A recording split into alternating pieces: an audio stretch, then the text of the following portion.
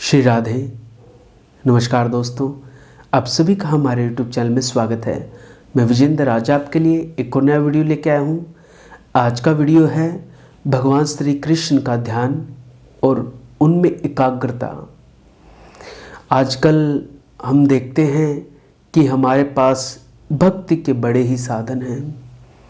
हमने अच्छी अच्छी माला ले ली है, जपमाला, मंत्र मिल गया है, गुरुदेव मिल गए हैं और हम प्रयास भी बहुत करते हैं कि भगवान में ध्यान लगे, भगवान में हमारी एकाग्रता हो, लेकिन वो हमारी हो नहीं पाती जो होनी चाहिए। इतने साधन होने के भी बावजूद हमारा ध्यान उनमें नहीं लगता है।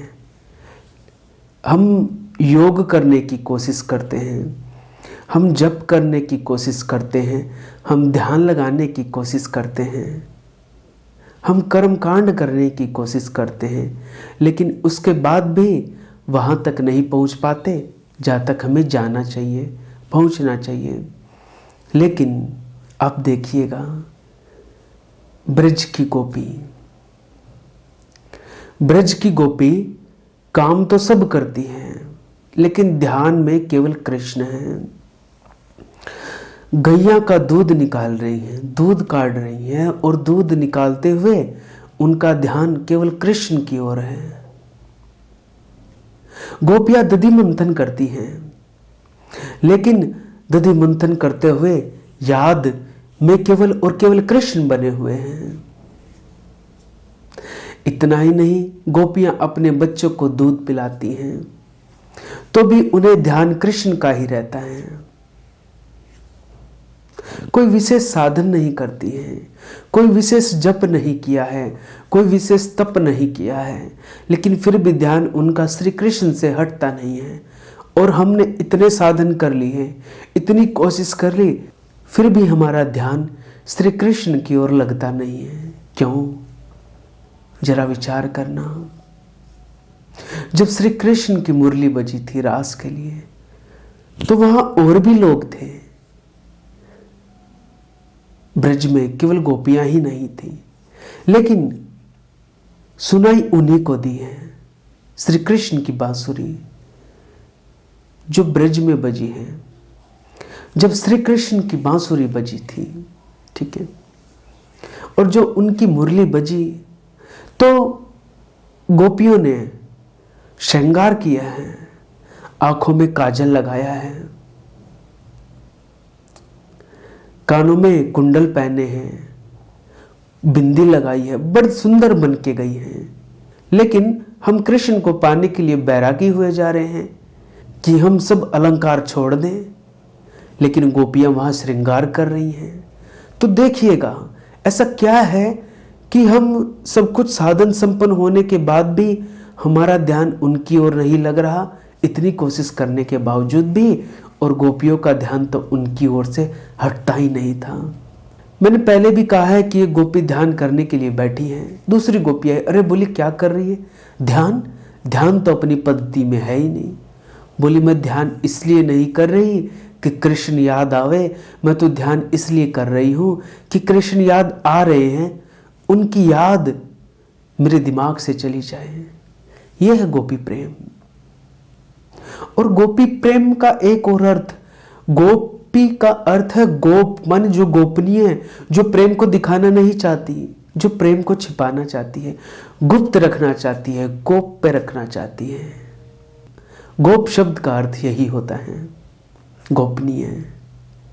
न कि सार्वजनिक कर दो अपने प्रेम को, ना, आपके और आपके प्रीतम की बात। मोहन से दिल क्यों लगाया है, ये मैं जानूं या वो जाने, बस।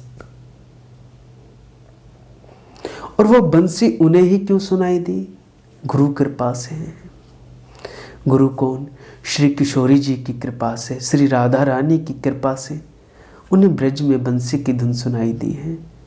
तो ये वीडियो छोटा सा है कि हमने माला ले ली है, मूर्ति हमें मिल गई है, मंत्र हमें मिल गया है, सब साधन हैं, हम ब्रज में भी जाते हैं, या जो जो साधन हम कर पाते हैं, योग, ध्यान, जप, तप, वैराग्य, जो भी कर पाएं, लेकिन गोपियों ने कुछ नहीं किया है। हमारा ध्यान लगता नहीं है और उनका हटता नहीं है। जरा विचार करिएगा। ये बातें मैंने श्री पुंडरीक जी से सुनी। कथा में बड़ी प्यारी तरीके से उन्होंने बताया। जो शब्दों का वो चयन करते हैं वो तो मैं ले भी नहीं पाया अपनी बात में, लेकिन कोशिश की है कि उनकी बात जितनी मैंने समझी वो मैं आपको कह पाऊँ, वो मैं आपको बता पाऊँ। क्योंकि हम सब कर्म छोड़कर कृष्ण का ध्यान लगाने के लिए अलग से समय निकालते हैं, अलग से हमें टाइम चाहिए। क्यों? मुरारी बापू कहते हैं आपका जीवन ही भजन बन जाए, अलग से न करना पड़े, आप जो कुछ कर रहे हैं वो ही भजन बन जाए। गोपियों ने भी तो यही किया। अलग से क्या किया उन्होंने, आप बताइएगा? कोई काम अलग से नहीं किया है। जो कर रही है बस उसको याद करते हुए। श्री कृष्ण श्रीमद् भगवत गीता में भी यहाँ तक कह दिया कि जो मुझ में ध्यान लगाए रहता है उसका योग स्वयं मैं निर्वाहन करता हूँ, उसके सब काम मैं करता हूँ। करता हुआ वो दिखेगा, लेकिन वास्तव में वो करके भी चले जाएंगे और हमें पता भी नहीं चलेगा। वो स्थिति, वो प्रेम जानबूझ के नहीं करना है, अपने आप हो जाता है, सहज हो जाए। गीता में आप देखना सहज पर, सहज कर्म कौनते पे बड़ा जोर दिया है, जबरदस्ती पे नहीं। कोई चीज़ हम जबरदस्ती करें नहीं फलित होगी। अपने आप हो जाए, अपने आप हमारा भजन चलने लगे, अपने आप हमें उसकी याद आने लगे, अपने आप हमारा दिल उसकी ओर खिंच जाए। एक तो हम जबरदस्ती खींचे।